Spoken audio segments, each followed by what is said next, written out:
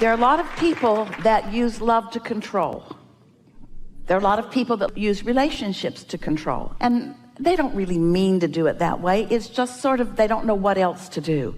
But when you've tasted the sweet nectar of alignment, of really loving you, friends, you've got yourselves in quite a bind, because so many people around you have different ideas of how you should live.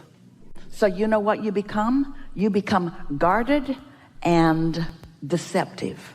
You pretend that you are different than you are, so that you don't upset anybody's apple cart, and so that it doesn't come back on you. But when you are tuned in, tapped in, turned on, and you're in love with life, and you've got source energy flowing through you, and your timing is such that you just say the right thing at the right time, and you feel good, and you rendezvous with those who are in harmony with you, you live happily ever after. And it's their job to do the same for them. You cannot get sick enough to help sick people get well, and you cannot get poor enough to help poor people become prosperous, and you cannot become confused enough to help confused people find clarity. You cannot become unhappy enough to help unhappy people become happy.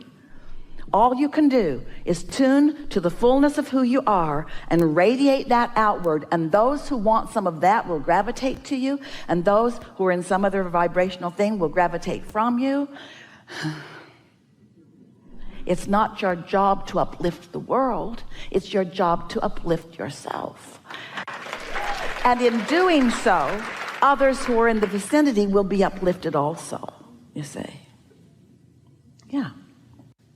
And so if you just decide that you're going to be tuned in, tapped in, turned on, regardless of married or divorced, or regardless of this or that or the other, if you decide that you're going to be all that you are, the law of attraction will bring to you, because of the consistent vibration that you are emitting, what's a vibrational match to you, you see. And you can stop the futile, pretentious hypocrisy of pretending to be a whole lot of things that you have never wanted to be, for the sake of those who haven't figured out how to make their own life work.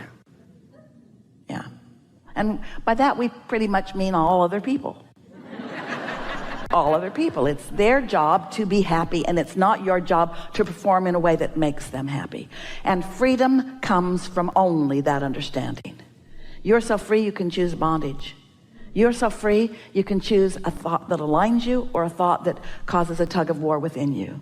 But you will never find a philosophy or a way of life that is offered by any group of people that as you follow it right down the line, it will bring you utter happiness. There is nothing like that. That's not what you came for. You didn't say, I'll come into physical experience and I'll figure out who's right and wrong, and I'll join the groups that's right and condemn the groups that are wrong. People act like that's what their assignment was, but it's certainly not what they intended.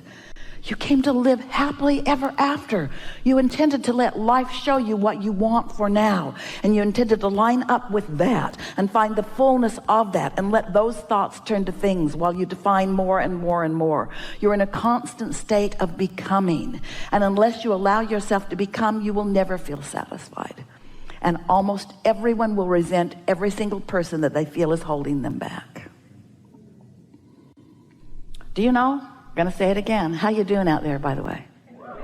Satisfaction comes from only one place. Satisfaction comes from having an intention and moving in the direction of it.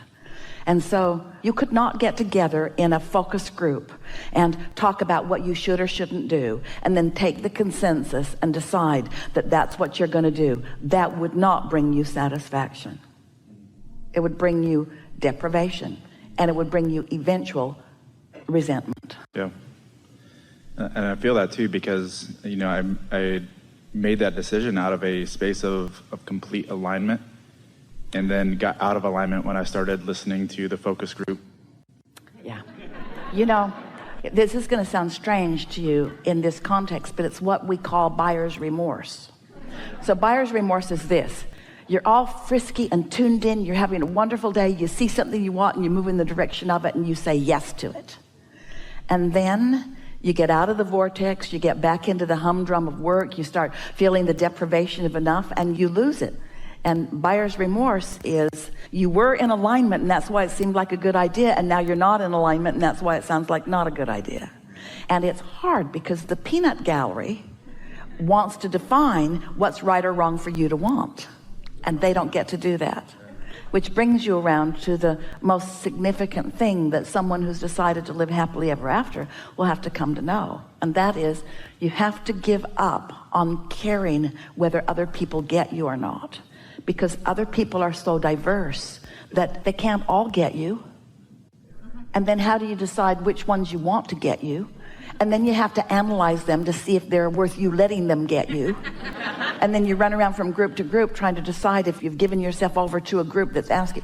It's an impossible situation. Or you can be who you are and line up with who you are and radiate your clarity and love and appreciation of life to anyone who gets near you. And those who aren't ready for that, they'll bounce the other way. They will.